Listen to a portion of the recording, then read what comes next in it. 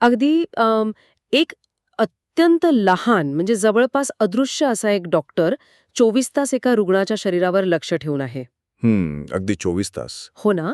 तो रुग्ण झोपलेला असताना, काम करत असताना किंवा चालत असतानाही हा अदृश्य डॉक्टर त्याच्या हृदयाच्या प्रत्येक ठोक्याची नोंद घेत आहे. आणि हे सगळं अगदी शांतपणे सुरू असतं. अगदी.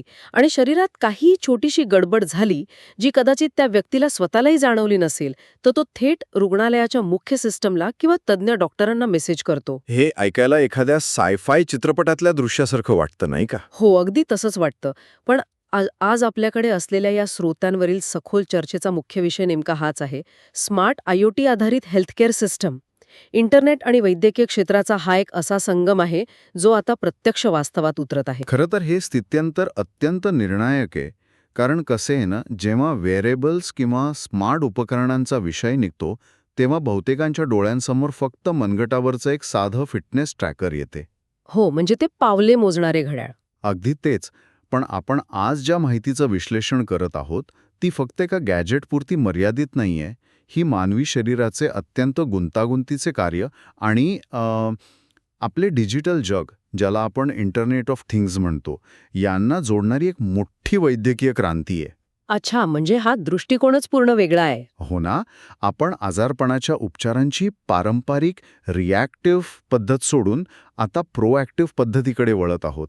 म्हणजे लक्षणे दिसल्यावर डॉक्टरकडे जाण्याऐवजी लक्षणे निर्माण होण्यापूर्वीच शरीरातील बदल टिपले जातात. हा प्रोॲक्टिव्ह दृष्टिकोन खरोखरच या संपूर्ण संकल्पनेचा गाभा आहे आणि म्हणूनच वैद्यकीय भाग समजून घेण्यापूर्वी या सिस्टेमचा जो तंत्रज्ञानाचा मूळ पाया आहे, तो समजून घेणं महत्वाचे वाटते. नक्कीच. म्हणजे बघा, आयओटी किंवा इंटरनेट ऑफ थिंग्स हा शब्द तंत्रज्ञान क्षेत्रात काही नवीन नाहीये.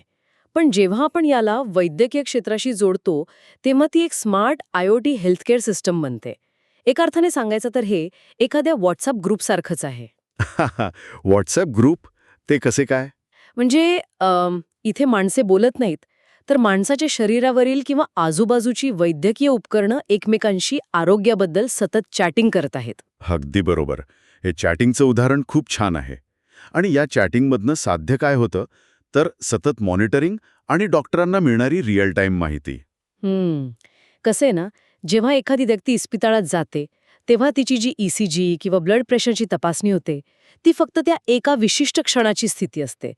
तो एका मोठ्या चित्रपटातील फक्त एक स्क्रीनशॉट असल्यासारखा आहे. अच्छा, म्हणजे फक्त त्या क्षणापुरतं.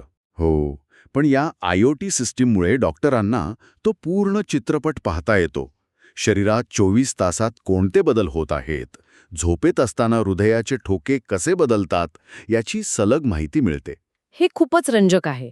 मग हे उपकरणांचे चॅटिंग किंवा माहितीचा प्रवाह नक्की कसा चालतो? म्हणजे प्रक्रियेच्या पडद्यामागे नक्की काय घडत असतं? त्यात एक अतिशय अचूक साखळी असते.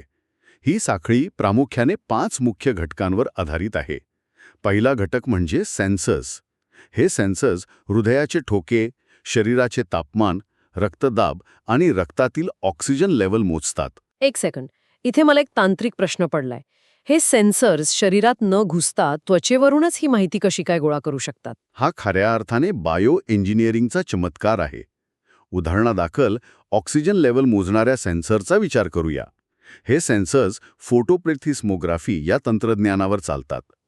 फोटो काय? फोटोप्लेथिस्मोग्राफी किंवा सोप्या भाषेत पीपीजी. ते त्वचेवर एक विशिष्ट प्रकारचा प्रकाश टाकतात, सहसा लाल किंवा इन्फ्रारेड प्रकाश. मग रक्तातील ऑक्सिजनच्या प्रमाणानुसार रक्त हा प्रकाश वेगवेगळ्या प्रमाणात शोषून घेतं. अरे बापरे! म्हणजे प्रकाशाचा वापर करून? हो ना. किती प्रकाश परावर्तित होऊन परत आला, हे मोजून रक्तातील ऑक्सिजनची अचूक पातळी ठरवली जाते. हे सगळं काही मिलीसेकंदात आणि त्वचेला कोणतीही इजा न पोचवता घडतं. हे तर अविश्वसनीय आहे. आणि हे सेन्सर्स ज्या उपकरणांमध्ये बसवलेले असतात, जसे की स्मार्ट वॉच किंवा वैद्यकीय पॅचेस, हा या साखळीचा दुसरा घटक आहे, ज्याला आपण वेअरेबल्स म्हणतो. अच्छा, म्हणजे डेटा गोळा करण्याचं काम सेन्सर्स आणि व्हेरिएबल्सनी केलं. पण इथे एक व्यावहारिक अडचण असू शकते असं मला वाटतं. कोणती अडचण? सतत डेटा गोळा करून तो पुढे पाठवायचा, म्हणजे या उपकरणांची बॅटरी खूप लवकर संपायला हवी ना. मग हे सामान्य माणसासाठी सोयीची कसे ठरेल? हा एक अतिशय योग्य प्रश्न आहे. तंत्रज्ञानाच्या सुरुवातीच्या काळात ही खूप मोठी समस्या होतीच, पण इथेच ब्लूटूथ लो एनर्जी म्हणजेच BLE सारख्या कनेक्टिव्हिटी तंत्रज्ञानाचा विकास झाला. हा या साखळीचा तिसरा घटक आहे, इंटरनेट कनेक्टिव्हिटी. हे वेअरेबल्स आता अत्यंत कमी ऊर्जेचा वापर करून स्मार्टफोन्स किंवा घरातील वायफाय राउटरशी जोडले जातात आणि तिथून हा डेटा 4G किंवा 5Gच्या माध्यमातून थेट पुढच्या टप्प्याकडे जातो. अच्छा, आणि तो पुढचा म्हणजे चौथा टप्पा आहे क्लाउड स्टोरेज, बरोबर? अगदी बरोबर. सर्व डेटा एका सुरक्षित क्लाउडमध्ये साठवला जातो. म्हणजे डॉक्टरांना हा डेटा पाहण्यासाठी रुग्णाच्या जवळ असण्याची अजिबात गरज नाही. ते कुठूनही तो डेटा पाहू शकतात. पण मला या तंत्रज्ञानाचा पाचवा आणि सर्वात थक्क करणारा मुद्दा जास्त महत्वाचा वाटतो. म्हणजे डेटा ॲनालिटिक्सचा मुद्दा. हो, तोच. जिथे AI म्हणजेच आर्टिफिशियल इंटेलिजन्स आणि मशीन लर्निंगचा वापर होतो. हे तर एखाद्या हवामान अंदाजासारखं म्हणजे वेदर फोरकास्टसारखं वाटतं. हो, अगदी तसंच. जसं आपल्याला वादळ येण्यापूर्वीच्या वाऱ्याच्या दाबावरून इशारा मिळतो, तसाच आजार येण्यापूर्वीच शरीरात काय गडबड होणार आहे याचा इशारा या सिस्टीममधून मिळतो ना. अत्यंत समर्पक उदाहरण दिलं तुम्ही. हवामान अंदाज ह्याच पाचव्या घटकामध्ये या संपूर्ण सिस्टमचा खरा जीव अडकला आहे. ते कसं काय? कारण बघा, फक्त हजारो आकडे आणि डेटा गोळा करून काही साध्य होत नाही. एका डॉक्टरला रोज जर लाखो रुग्णांच्या हृदयाच्या ठोक्यांचा कच्चा डेटा दिला, तर तो मानवी मेंदूसाठी विश्लेषित करणे अशक्यच आहे ना? हो, ते तर शक्यच नाहीये. मग इथे मशीन लर्निंगची भूमिका महत्वाची ठरते. हे AI अल्गोरिदम्स आधी त्या व्यक्तीच्या शरीराचा एक बेसलाईन डेटा तयार करतात. म्हणजे त्या व्यक्तीचे सामान्य हृदयाचे ठोके कसे असतात हे सिस्टीम शिकून घेते. हो ना, सामान्य तापमान काय असतं, ठोके कसे असतात हे सिस्टीम शिकते. आणि मग जेव्हा कधी या बेसलाईनमध्ये अचानक बदल होतो, समजा हृदयाच्या ठोक्यांच्या लयीमध्ये अतिशय सूक्ष्म बदल झाला, तेव्हा AI त्वरित एक अलर्ट जनरेट करतं. अरे वा, म्हणजे तो बदल जो कदाचित एका मानवी डॉक्टरला कागदावरच्या रिपोर्टमध्ये दिसणारही नाही. अगदी बरोबर. हा वेळेवर मिळणारा अलर्टच हार्ट अटॅक किंवा स्ट्रोकसारख्या गंभीर संकटांपासून वाचवणारा सर्वात मोठा दुवा आहे. म्हणजेच डेटा केवळ साठवला जात नाही, तर त्याचं अत्यंत सूक्ष्म स्तरावर विश्लेषण करून अर्थपूर्ण माहिती काढली जाते. हे तंत्रज्ञान ऐकायला खूपच प्रगत वाटतं. आणि खऱ्या आयुष्यात याचे अनेक उपयोग दिसतात. घर बसल्या रुग्णांचं मॉनिटरिंग करणं, ICU मधील सतत निरीक्षण, विशेषतः वृद्ध व्यक्तींची काळजी घेणं. हो, डायबिटीज किंवा हृदयरोगासारख्या आजारांचे व्यवस्थापन करण्यासाठीही हे खूप फायदेशीर असेल. आणि टेलिमेडिसिन म्हणजेच दूरस्थ उपचारांमध्येही याचा मोठा वाटा आहे. नक्कीच. डॉक्टरांना जलद निर्णय घेता येणं आणि आपत्कालीन स्थितीत त्वरित सूचना मिळणं हे सर्व फायदे आहेत. पण हे सगळे फायदे मान्य केले तरी इथे मला एका गोष्टीवर थोडा प्रतिवाद करावासा वाटतोय. सांगा ना. या सर्व सिस्टीममुळे वैद्यकीय खर्च कमी होतो असा एक दावा अनेकदा केला जातो. पण जरा विचार केला तर ही प्रगत सेन्सर्स असलेली उपकरणे, सतत लागणारे हाय स्पीड इंटरनेट आणि AIचे सॉफ्टवेअर हे सर्व पाहता ही सुरुवातीची गुंतवणूक प्रचंड महागडी आहे. मग हा खर्च कमी कसा काय होऊ शकतो? कसे ना, हा विरोधाभास वरवर पाहता नक्कीच जाणवतो. सुरुवातीची गुंतवणूक आणि इन्फ्रास्ट्रक्चर उभारण्याचा खर्च हा मोठा असतोच. पण वैद्यकीय क्षेत्रातील अर्थशास्त्र थोडं वेगळ्या पद्धतीने काम करते. म्हणजे कसं? खर्चात होणारी खरी बचत ही उपकरणांच्या किमतीतून होत नाही, तर प्रतिबंधात्मक उपायांमधून आणि मोठ्या दुर्घटना टळण्यातून होते. एका हृदयरोगाचं उदाहरण घेऊया. पारंपरिक पद्धतीत काय होतं? त्याला छातीत दुखू लागल्यावर तो रुग्णालयात दाखल होतो. तोपर्यंत कदाचित त्याला सौम्य झटका येऊन गेलेला असतो. मग तो थेट ICU मध्ये पोचतो. हो, आणि ICUचा खर्च तर अफाट असतो. अगदी. तिथे लागणारी यंत्रणा, मोठी ऑपरेशन्स याला खूप खर्च येतो. पण आता विचार करा, त्या रुग्णाकडे स्मार्ट वेअरेबल असतं. या उपकरणाने 3 दिवस आधीच त्याच्या हार्ट रेट व्हेरिएबिलिटीमध्ये होणारा बदल टिपला असता आणि डॉक्टरांना अलर्ट दिला असता.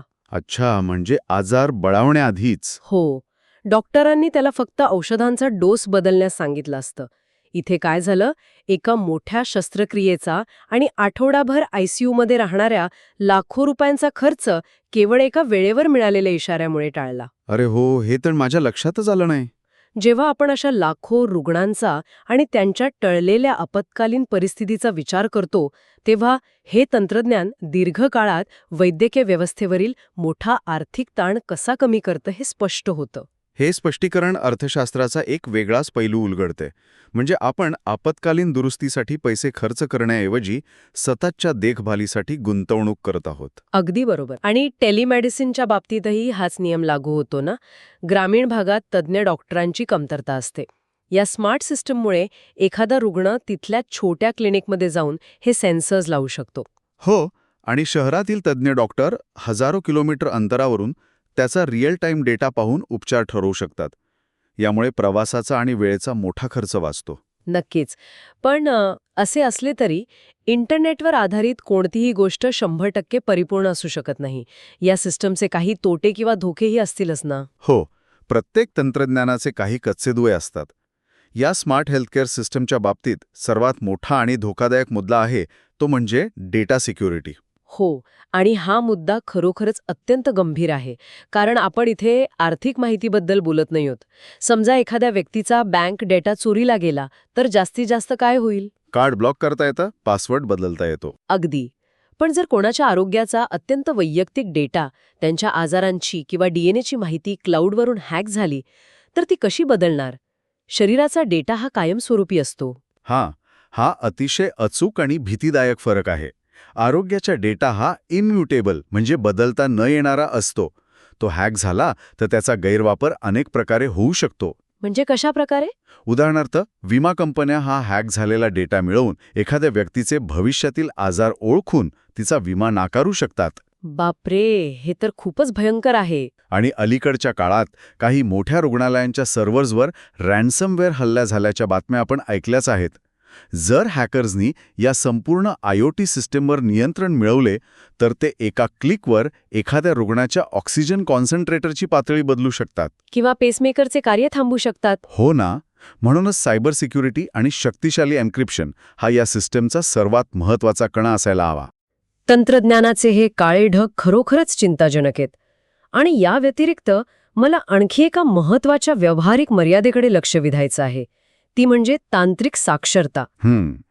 Take literacy. हो, आपण मगाशी वृद्ध व्यक्तींच्या काळजीचा जो मुद्दा मांडला त्याचेच एक उदाहरण घेऊया. समजा एका 80 वर्षांच्या आजोबांच्या हातावर आपण एक अत्याधुनिक स्मार्ट वॉच बांधले आहे. बरं. सगळी सिस्टम सुरळीत सुरू आहे. पण अचानक घरातील वायफाय राउटर बंद पडले किंवा उपकरणाचं ब्लूटूथ डिस्कनेक्ट झाले, अशा वेळी ते आजोबा स्वतःहून ती तांत्रिक अडचण दूर करू शकतील का? हीच ती सिस्टमची कमकुवत बाजू आहे. तंत्रज्ञान खूप प्रगत आहे, पण युजर इंटरफेस आणि वापरकर्त्याचे तांत्रिक ज्ञान यात खूप मोठी दरी आहे. हो ना. जर ते उपकरण पुन्हा कनेक्ट झाले नाही तर ती संपूर्ण अत्याधुनिक सिस्टम त्या क्षणी पूर्णपणे निरुपयोगी ठरते. डॉक्टरांपर्यंत डेटा जाणं थांबतं. म्हणजे हार्डवेअर कितीही चांगलं असलं तरी उपयोग नाही. अगदी. ती उपकरणे अगदी शून्य तांत्रिक ज्ञान असलेल्या व्यक्तीलाही वापरता येतील इतकी युजर फ्रेंडली असणं आवश्यक आहे. हे अगदी खरं आहे. पण आव्हाने आणि मर्यादा नक्कीच आहेत, हे मान्य करूनही तंत्रज्ञानाचा वेग तिथेच थांबत नाही, ते सतत उत्क्रांत होत असतं. हे सगळं आपल्याला भविष्यात कुठे घेऊन जाणार आहे?